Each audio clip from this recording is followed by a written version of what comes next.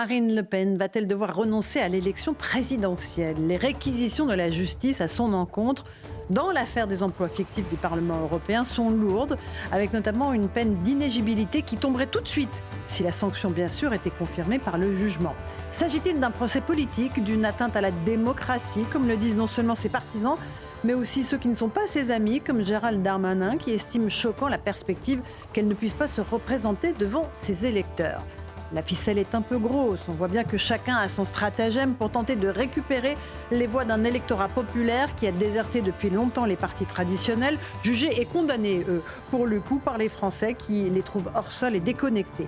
Rien n'est définitif, bien sûr, le jugement dans l'affaire Le Pen n'est pas attendu avant plusieurs mois, mais l'on peut déjà à loisir méditer la leçon de Jean de La Fontaine dans Les animaux malades de la peste. Selon que vous serez puissant ou misérable, les jugements de cour vous rendront blanc ou noir. Aujourd'hui, on pourrait revisiter cette citation comme cela. Les jugements de cour vous rendront blanc ou noir selon que vous soyez de gauche ou de droite. Car en fonction de votre couleur politique, croyez-moi, vous ne serez pas jugé exactement de la même façon. Bravo. Que vous vous appeliez Mélenchon ou Fillon.